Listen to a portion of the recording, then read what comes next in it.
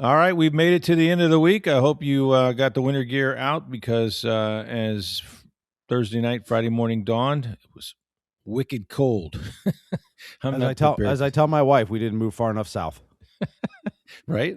Yeah, that was in South Florida, but no, it's actually too far north. They're expecting a chance of snow in the state. Now, I don't think it's going to make it, all the way down to Tampa Bay, but No.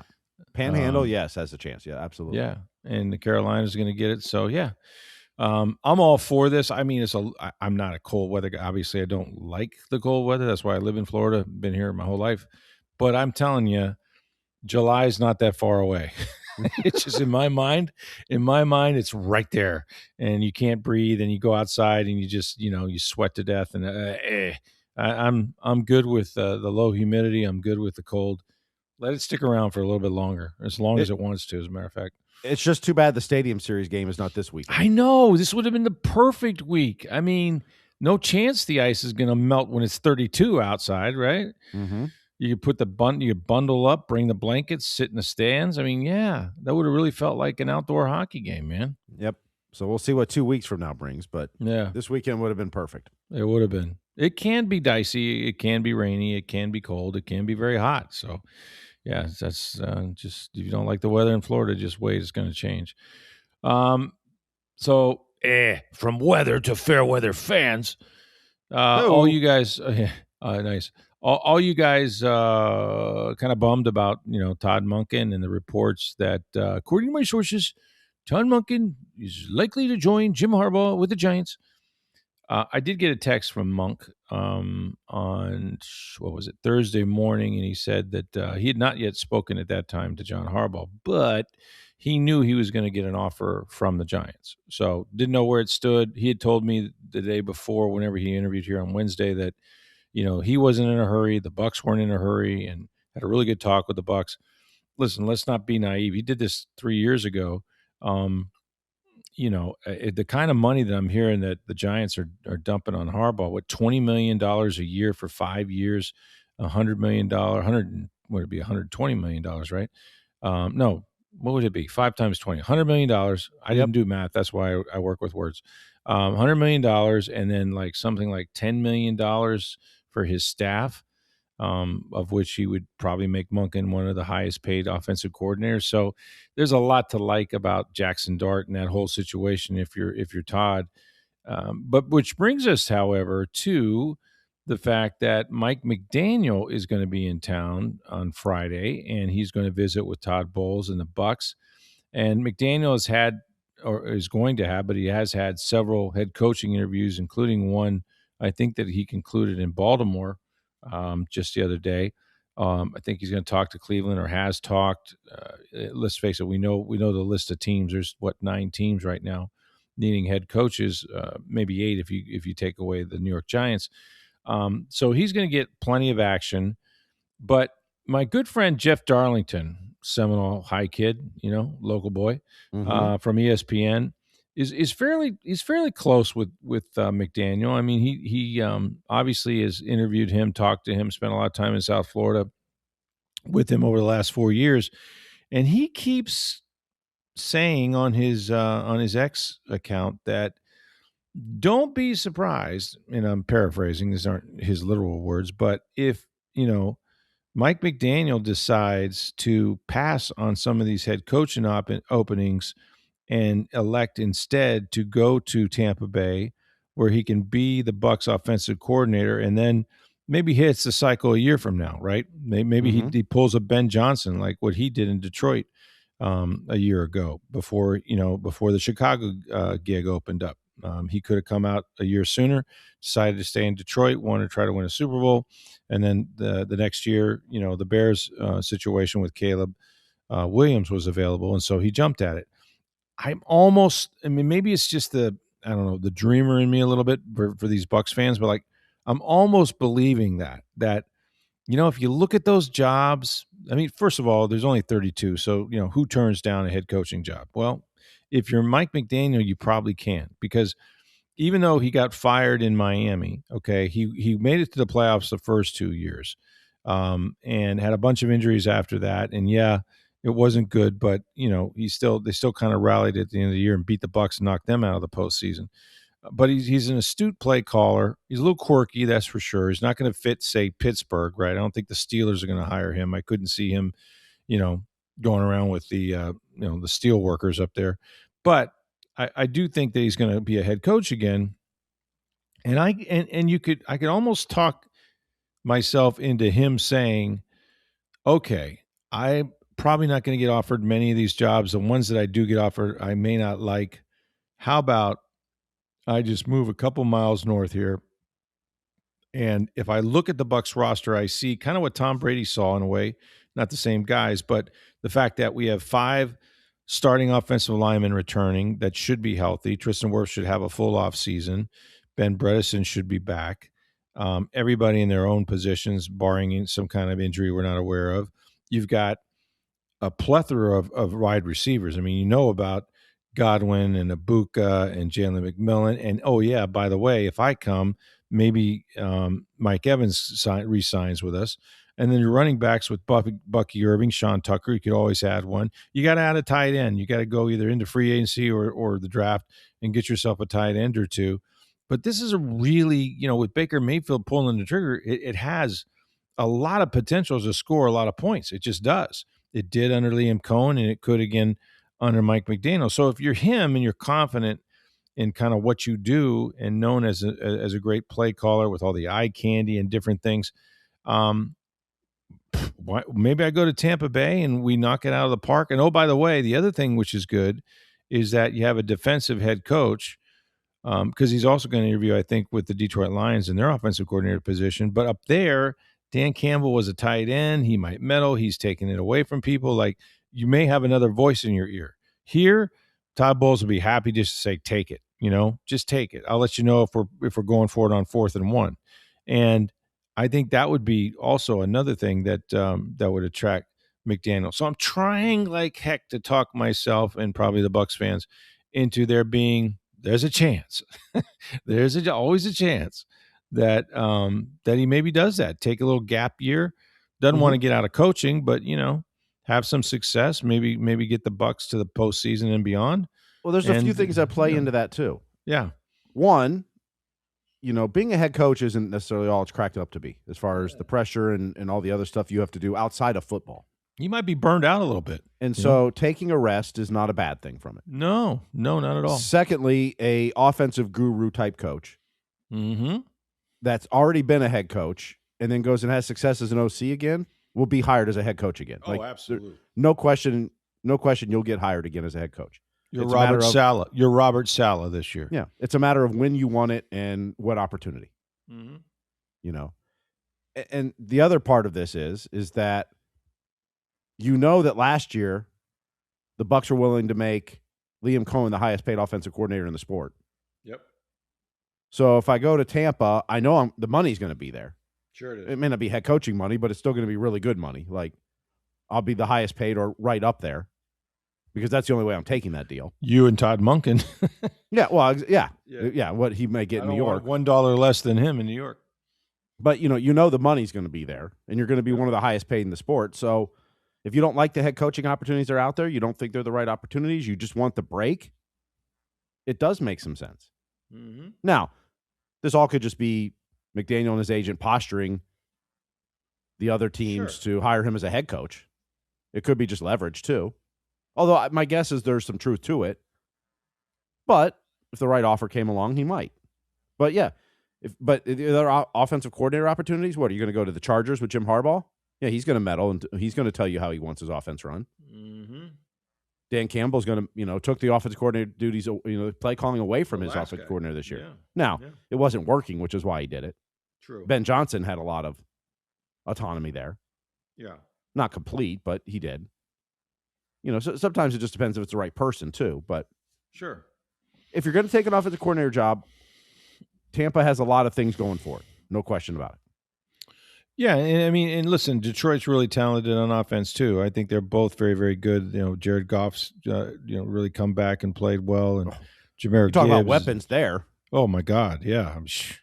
Yeah. I mean, St. I don't Brown. think you I have mean, the offensive line up there that you have here, but you got the no, weapons there. but you do have the weapons and you got the quarterback. So, it's a coach quarterback league. If you like Baker Mayfield, if you like Jared Goff, like, I think those are comparable type quarterbacks in terms of their productivity and stuff.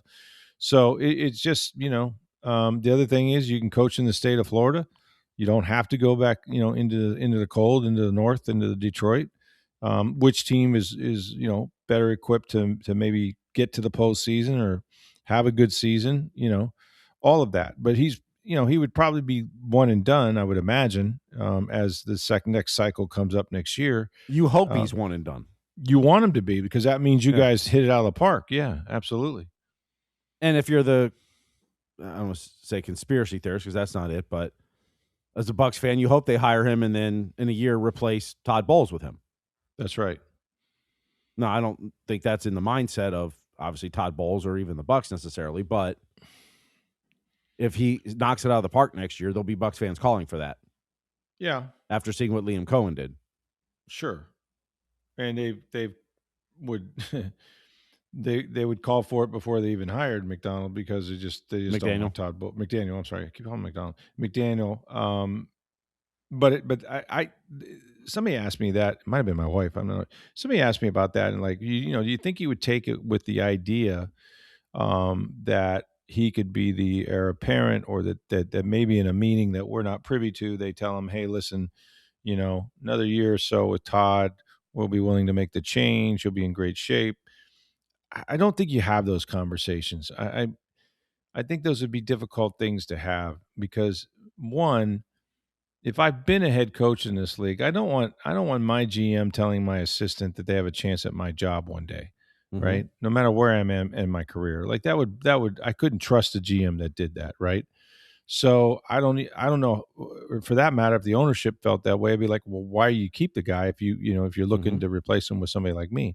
Why don't we talk about a head coaching job instead of a coordinator's job? So I think those are now, in his mind, could that be a possibility? Yeah. But usually when you try to project those things, they don't happen. Believe me, I've done them before, where I took a job or turned down a job just because I thought something might happen. And the word of advice, don't do it on hope, because hope is not a plan. You take the job for the job that it is, and not that you expect or think that you have a chance at a better one, right? So just do the job that's in front of you. But I could see, those last 2 years were rough down there. They didn't make the playoffs. They had losing records. The fans were all over them. The Tua thing, he had to bench the guy, go to his third string quarterback. I mean, it's been kind of a beat up couple of years, and I could see where he might want to take a step back. The only way those conversations happen about becoming the next head coach is if Todd Bowles has said, I'm coaching 1 or 2 more years. Yeah, and he could say that to McDaniel. He could say, listen, man, to the Bucs and Jason Light and that, he could say, hey, look, this is going to be my last year, or I'm going to coach 2 more years and then hang it up. Sure.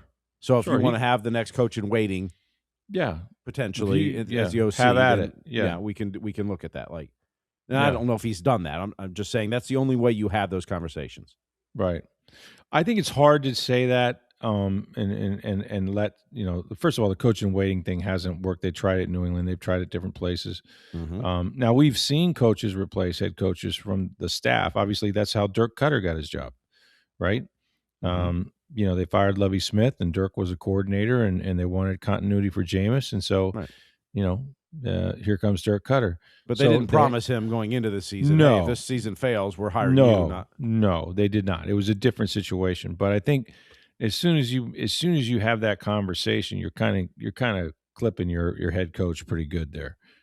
It's just a hard position to put him in case something like that got out. But yeah, but it's intriguing. Could it happen? Absolutely, it could happen. In terms of you go, you have a good year, maybe the coach steps aside, steps down, steps whatever, and then you become the head coach. I just don't think you go into it thinking that way, but I could see how you could go into it thinking, I want to have another great year of football. Like, I enjoy the game. I've had a lot on my plate as a head coach this will just be ball for me. This will just be my plays, my players, and away we go. Like this is what I do really well. And so that could be cathartic in some ways after what he's been through in Miami. But I would say this, and this is a great stat, by the way. So Greg Allman, who comes up with some great stats, and look, I've been talking about, if you're going to fire 5 coaches and 2 retire, maybe you should just get rid of the head guy, right? That's been sort of the narrative around in this town, and I completely understand it. I do. But what I would say is this: that okay, when you hire a head coach in the NFL, typically, Steve, how many years? And you're not going to get 18 out of them like Mike Tomlin, but what's the minimum you're hoping for, right, before things go south? I mean, I think at this point, it's really a 2 to 3 year window of you got to show me that you're capable. Right. Yeah. 2 to 3 years. Yeah. It's a 2 to 3 year deal, or they're probably going to get rid of you, right? Because they don't buy green bananas, and the way the NFL is, you can get well quickly, but through coaching, you got the draft, you got the free agency, and all of that. So that said, okay. There's 9 openings, I think, right now in the NFL.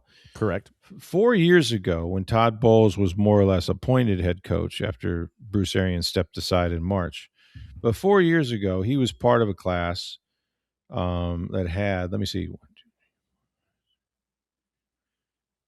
I believe it had.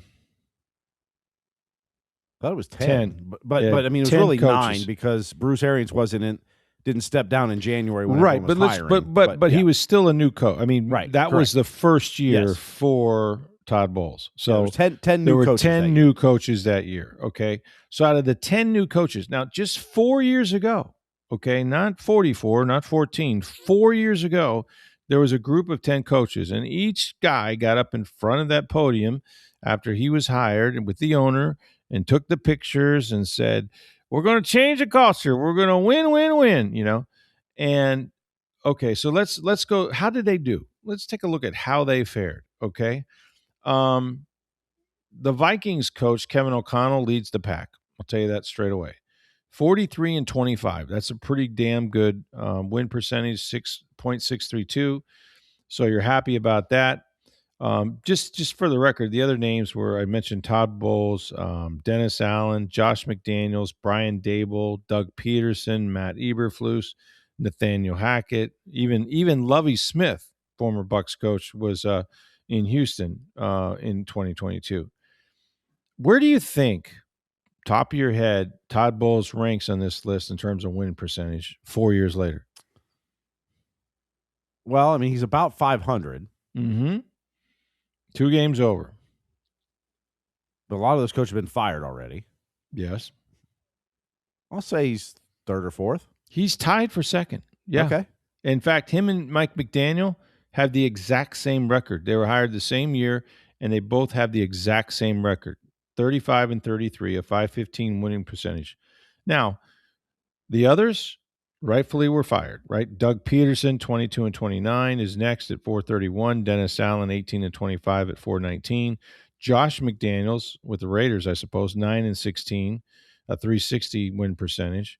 Brian Daboll with the Giants just got fired, 20-40-1, 336. Matt Eberflus was 14-32, 304. Nathaniel Hackett only made it through 15 games. He was 4-11. And then Lovie Smith was part of that one-and-done crowd with the Houston Texans. He was 3-13-1, and that was a .206 winning percentage. So I guess the way to look at it with 9 openings this year, okay, is that if past his prologue, there may only be about 2 guys that actually stick around more than 4 years and that have a winning record. Like there's that much parity and that much turnover because these owners don't wait for a 3-year plan or a 4-year plan. It's like a right now, maybe one more year plan. Yep. And generally you're taking over bad teams. That's correct. So it's not necessarily, it's not like you're going into Pittsburgh, who's never had a losing record in 20 or 30, whatever year, how many years it's been. Right. Or Baltimore, who's been a perennial winner. Mm-hmm. Those aren't the jobs that come open all the time. No. It's the Giants who have been bad for a decade plus. That's right. It's the Raiders who how long have they been bad for? Yeah, many of these same guys that got fired, they're looking for coaches even right now, you Yep. know? The And Dolphins, right. Exactly right. the Cardinals. Like, these aren't the cream of the crop organizations. No, and neither is Cleveland, and and I mean, there's a lot of places that you could say, well, I could win there, and listen, I get, there's only 32, so much like why Dave Canales left Seattle after 14 years is because no one ever asked him to be the offensive coordinator, and the Bucs did, so he said yes, and that could happen. But I think it just shows that it's difficult to win in this league. Um, if Mike McDaniel were to come here, it of course may just be a year, but if in that year this offense hits it and Bowles and Jason Light somehow find a way to fix the defense, which we can talk about, you could make a run. You could definitely win this division as you have every year except last year, and you missed it by really you had the same record, but you missed it by one game. Um, you could get to the postseason. You could host a postseason game, and if you win one or two of those, who knows where you wind up, right? Because you're going to have to add people. You're going to have to add free agents, like Max Crosby or somebody, some impact players. But as far as your offense goes, you're in good hands, man. This guy's innovative. He's put up a ton of points, hung 70 one day on somebody. Like, he gets it. And Baker Mayfield would do really well in his offense, I think, as would all those other weapons. So maybe you just take a flyer and try to get him for the highest paid coordinator, and you're hopeful that he isn't more attracted to one of these head coaching jobs or the Detroit Lions. I think as I went through this, I kind of talked myself into, look, I don't know if he'll stay or take one of those other jobs as a head coach. I think you probably have to think about it very, very hard. But if Jeff Darlington knows something, and I think he does, then he keeps saying, don't count out the Tampa Bay Buccaneers. He may elect just to stay and be an offensive coordinator and then, get back into the hopper next year. So that's their best chance of landing a Mike. That would be incredible if they could do that. He's like I said, quirky guy, but incredibly smart, great offensive acumen, a great game, and some carryover too. Oh, by the way, not that this would be a prerequisite, but like Josh Grizzard stole a lot of his run concepts and things from Miami when he was down there with him for 2 years. So that would also help with a little bit of the continuity. So I'm intrigued by it. I don't know what they're going to say today. I don't think there's going to be any declaration like, don't let him leave the building. All these people are like, don't you let him leave the building. He's going to probably leave the building. He's going to take other interviews. He is, because he's got to wait to see what the offers are from head coaching jobs. Absolutely, he does. And Detroit and so on. So, yeah, he's going to leave the building. This isn't he's only interviewing for OC jobs and don't let him leave the building. Like, he's going to, because even if maybe he prefers to be the OC, he's going to listen to whether it's Cleveland or the Raiders or whoever is interested in him. Yeah, you have to. You're going to listen to that. Absolutely. And you can, and don't forget too, these guys, people always say, well, why would he go there? Look, you're talking about the most uber confident humans, in the game, right? These guys think that they're the reason they're going to win. They don't look at situations and go, yeah, man, that's really bad. I mean, they're pragmatic about it. If you don't have a quarterback or you don't have this, but their whole thing is like, I'm going to be the difference, right? I'm going to change the culture. I'm going to be so there's a high level of confidence that, like, if I get one of these 32 jobs, I can make this work. That's just how they're wired. And in many cases they can, but fascinating. I thought that, just when you look at that chart and you realize, wow. And so that goes back to maybe Todd Bowles isn't the worst coach in the world, right? Like, there's 10 guys that were just 4 years ago that were hired, and he's one of 3 and is tied with a guy that just got fired. So he's really one of 2. Only 2 coaches that got hired 4 years ago are even coaching as head coaches right now, and he's one of them. So maybe people should just back up, including me, a little bit and go, okay, okay, so he missed the playoffs, all right, and yeah, maybe the division isn't great and the record's not great, but you know what? You put him up against these other guys, and he's kind of right there. He's kind of the lead of the crop. So I don't know. We'll see what happens. It was a fascinating chart, I thought, and just really well done. There's a lot going on in the world of sports, including the Rays make a big trade with another guy, this one named Lowe, not Lau, but Lowe. So we'll get into that in just a minute. But first, hey, folks, get on down to Brightling Boutique. You know where that is? It's International Plaza Mall, best and biggest mall in the Tampa Bay area, right outside Tampa International Airport. That's where you're going to find Brightling Boutique. And the Brightling Boutique has been at this mall for about 5 or 6 years. The Brightling Company has been making Swiss watches for over 140 years. Now, where you're going to go is the second floor, center of the mall. That's where you're going to find the Brightling Boutique with the best customer service you have ever seen. And when you go in, ask them about their watches for the men, the chronomats, the Navitimers, ladies' watches for your wife, your girlfriend. These are sports watches that are incredibly beautiful, durable, and a whole bunch of different colored wristbands to choose from. And while you're approaching the store on the left in the glass, you're going to see some letters and a shield that says NFL. That's not an accident. The Brightling Company, while supplies last, has produced NFL team watches for all 32 teams, including your Tampa Bay Buccaneers, Jacksonville Jaguars, etc. So check those out as well. You're going to love them. You're going to love everything about Brightling Boutique, International Plaza Mall. When you go, make sure you let them know you heard about it right here on Sports Day Tampa Bay.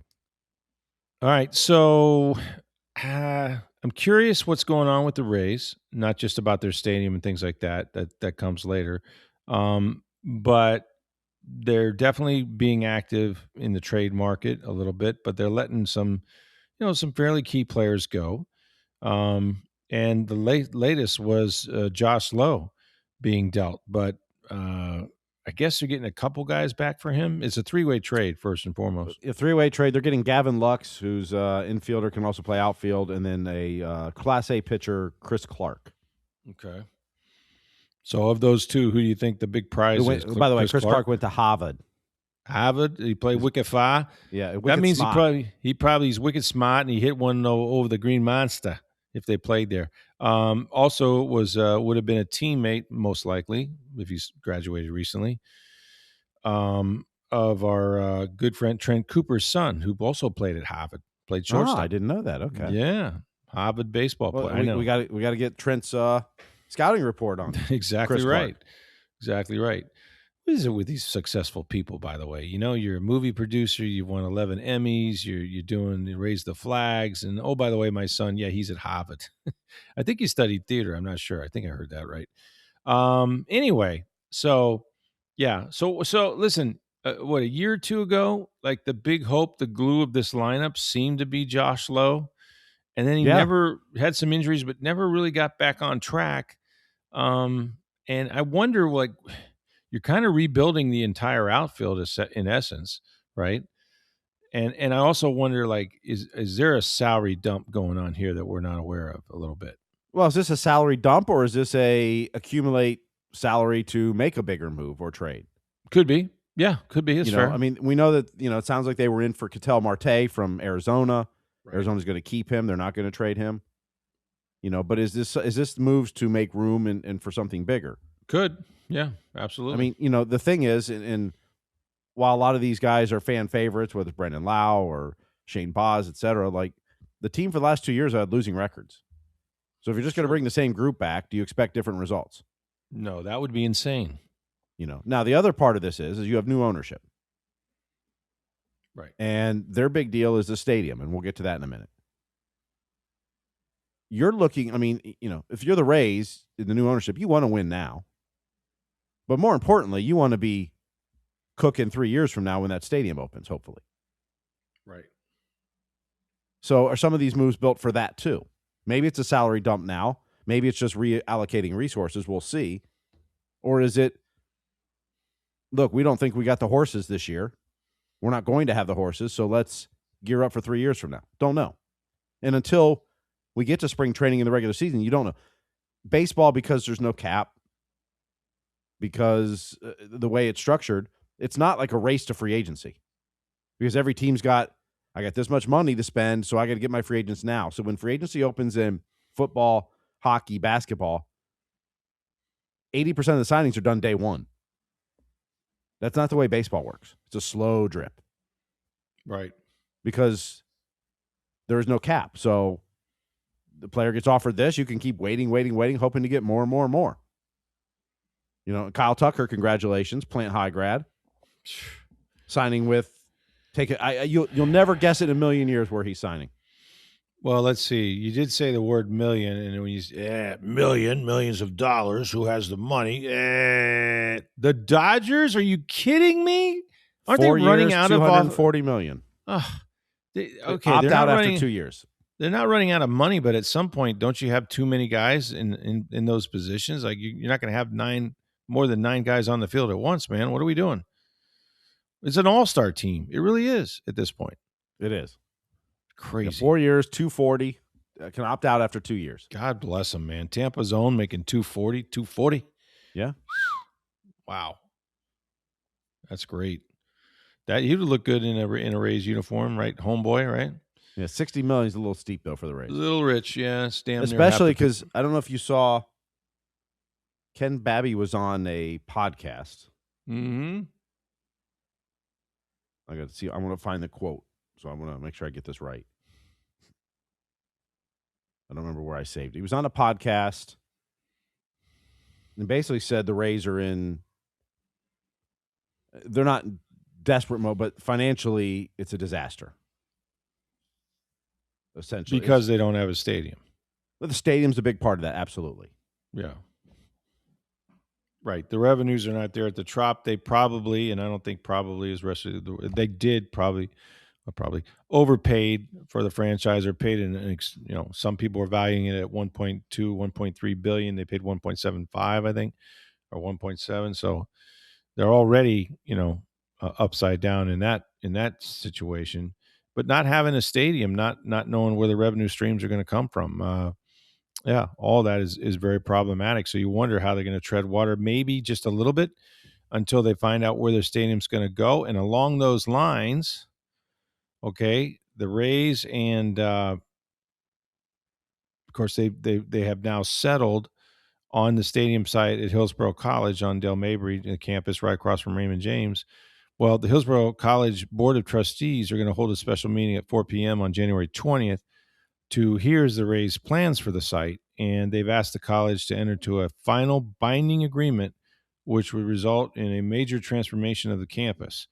So they want control of that property over there, maybe for development as well as building their stadium. Of course, they're looking into some airport property as well, but there's 108 acres back there, and of course that campus serves more than 20,000 students. By the way, just to correct you, it's a non-binding memorandum of non-binding. Did I say binding? Yep. Yeah, non-binding. Yep. So, listen, this is going to be an interesting thing that's coming up here, and I don't want to get too in the weeds yet before we find out more about it. But understand where this is, right? So right across the street is Steinbrenner Field. And on that side of the street, on the west side of Del Mabry, almost literally people park at Hillsborough Community College and walk across on Tom McEwen Boulevard there and cross Del Mabry. Well, just across the street is Raymond James. And then, if you build a baseball stadium back there, you're going to have a lot of traffic. And the way things are going these days it's this public-private sort of partnership where there's lots of development, right? It's not just a stadium anymore. It's mixed use, it's restaurants, it's this, it's that. And that can certainly help create some revenue that's going to be needed. Because think about these two projects, man. I mean, can you even look at a new anything stadium these days for almost like much less than $2 billion with a B? I know the Buccaneers want to do a renovation. They're looking at minimum $1 billion and probably a bunch of hundreds of thousands of dollars that they would have to pony up themselves, right? Mm-hmm. So what's the they feel like they're competing entities, but are they really? In other words, if you can develop these properties on both sides of Del Mabry, it could help the city, it could help the county, and it could raise some revenue for you. But they're going to need a lot of it, and it's a really fascinating time. We saw the Lightning. Did they get approved the $250 million, or was that just an ask? That was an ask. It still has to go to the county, right? The board and stuff. That went to the sports commission. So you have all three franchises, in need of public money, the SIDS money, community investment tax and all that. or sits. Yeah, it's going to get fascinating to see, like, and I don't think it's a bad thing that the Bucs and the Rays could potentially be across the street there at Del Mabry, because I think, you could develop some property around that area, that there's either a baseball game going on during baseball season, or when Mhm. they wrap up in October, you got the Tampa Bay Buccaneers right there. Yep. So those There's lots of restaurants and cities that have the bars, baseball and football stadiums close to each other right now. sure, Philadelphia. I mean, there's a ton of them. Yeah, so it'll be, and you can develop all that area around the park there, on the Dale Mabry side where the Yankees complex is. I don't know how they get into it with the Yankees in that respect, but there's just a lot of opportunity there, and it'll be interesting to see how they kind of parse it out. All right, this week it is the NFL playoffs, the divisional round, maybe the best round of the playoffs, I think, in some ways. You never know. The wild card games were sensational, all but one were extremely close, a lot of lead changes and all that. But as you get down the road, you get some of the better teams and better matchups. So let's start with the Saturday afternoon game at 4:30 p.m. Bills at Broncos. And nobody circles the wagons. Josh Allen is on a heater, as he usually is. This is his best chance. He doesn't face Burrow and Mahomes and all that. But, man, the Denver defense is really, really good, even though Liam Cohen went out there and did them a couple weeks ago. But going to be a tough place to play. They're rested. And, Buffalo, I mean, Josh put him on his back again. He did it again. He was Superman when he needed to be. I just don't know if he can do that every week on the road throughout the playoffs to make it to the Super Bowl. And he keeps losing weapons on the offensive side too. Yeah, yeah. Receivers are going down, and Yep. I don't know, man. I mean, my heart says I'd like to see the Bills break through, and for him and Buffalo to get maybe to a championship game at least and have a chance to go to the Super Bowl. I think the Broncos are just better. Maybe certainly better defensively. I mean, it's hard to go against them at Mile High, but I think maybe Josh has a little bit of magic to him this year. Maybe this is going to be his statement series. Who knows? But Well, this is I'll the year take without Denver. Lamar, Patrick, and Burrow. Yeah, all that, man. Like, and he's playing great. And look, he just beat a really good Jacksonville team on the road. Now, can you do it 3 weeks in a row? I don't know. But this Jacksonville defense is as good as any in the league. They went out to Denver and clubbed them in Denver. Mm-hmm. I mean, they did them pretty good. So it's not as if it can't happen, but I don't know. I'm like I said, I'd love to see Allen do it. I think Denver's probably going to win, but who knows? It's a very close game. I'm taking Denver as well. Yeah, I think the home crowd will help too. It'll matter. Yeah, it's very loud out there at the new Mile High. 49ers Seahawks. I saw the way the 49ers have been playing. Of course, no George Kittle. That's going to be difficult for them. They go into Seattle. Sam Darnold has an oblique strain. He's questionable for the game. He says he's going to play. Word to Seattle fan. I've seen where these oblique strains go with quarterbacks. Not good. It's not good. It could affect your velocity, your accuracy. We saw it right here in Tampa with Baker Mayfield. That makes me change my mind a little bit. Although, I still think they're the better team than San Francisco, which has a little bit of mojo, a little bit of magic going with them. Best coach team for sure, Brock Purdy and all that. I think Seattle gets it, but I'd be a little concerned about Darnold entering the game with that situation. Yeah, I think it's Seattle in that game, but if Darnold is hurt, right, if it affects his play, all bets are off. Yeah. I mean, lose your starting quarterback or to have your starting quarterback 60%, 70%, whatever it is. And obliques are hard. Oh, yeah. But I think Seattle is the better team. I think it bothered Baker, and I think it affected him with his velocity for sure. Yep. And probably a little bit of his accuracy. If you can't follow through, the ball's going to go high. And I watched him struggle with that midway through the year last year. Great divisional round game on Sunday at 3:00. Texans at Patriots. I think the Texans got something for that Patriots offense. I do. That defense is no joke, man. That's a phenomenal defense. If CJ Stroud can score 20, 24, I think the Texans win. But Patriots are awful tough at home. Or maybe it's one and done for Houston. I don't know. Yeah, but also, if the Patriots can score 20 or 24, they probably win because their defense is good too. Because their defense is pretty good too, and I don't think C.J. Stroud can score with them. So, really close game, really a toss-up. Because of that, I'm going to say that the Patriots are going to take this. I love what their young quarterback's doing, and I like Vrabel at home. But that's going to be a really, really close game as well. Who do you like in that one? You like the Patriots in that one? I'll take the Texans. Texans, okay. Yeah, defense wins championships. And then Sunday, they're saying this may be one of the coldest games, playoff history right here, perhaps, up in Chicago, Illinois. 6:30 p.m. game Sunday night. Sunday night football. The Rams at the Bears. And last time I checked, ain't much snow in L.A., but then Matthew Stafford did play in this division for many, many years. And his record in the cold, though, is not good. It's not good, right? No, he played in Detroit at a dome, so he didn't. He was inside, but he had one game each year at Chicago and one game, obviously, at Green Bay. But that's just 2 games a year. I don't like the way the Rams have been trending. I don't like the way they're playing. I don't like Stafford in the cold, and I do like the Chicago Bears. I think the Bears might win this and move on to the championship. I agree. If the game was played in 50 or 60 degree weather, somewhere, like, I'll take the Rams in that game. Yeah, but I think the cold. I think the cold will make it. They give it to the Bears. So we could have a Broncos Patriots AFC championship, and then we would have like a Seahawks Bears NFC championship. That'd be wild. Or Seahawks Bears is what we said. Mm-hmm. We'll see. Should be interesting. And the Tampa Bay Lightning back in action, right? Going for 12 in a row tonight in St. Louis. That would be a franchise record. Yeah. So they'll play at St. Louis tonight and then Dallas Sunday afternoon. Wow. Got to keep the streak going, man. We're going streaking. They had a little night off at home or day or two at home and then back on the road. Yep.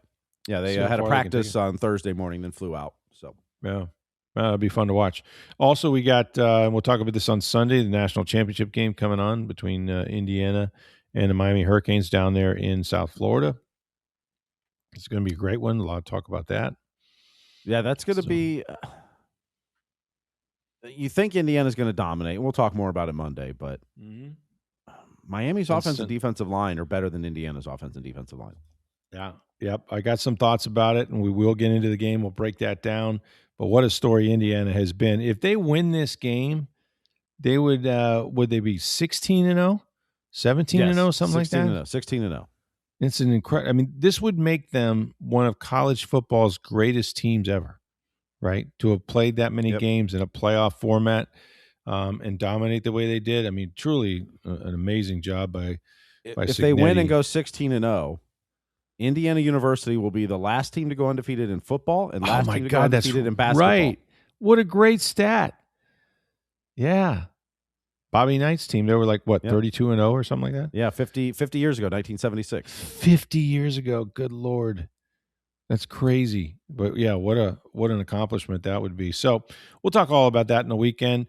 Make sure you get on down to Brightling Boutique International Plaza Mall. That's where you're going to find the NFL collection of watches, 32 teams, 32-team watches while supplies last. And shop for your wife, your girlfriend, as well as yourself. Best timepiece you will own is Brightling Boutique International Plaza Mall. Let them know you heard about it right here on Sports Day Tampa Bay.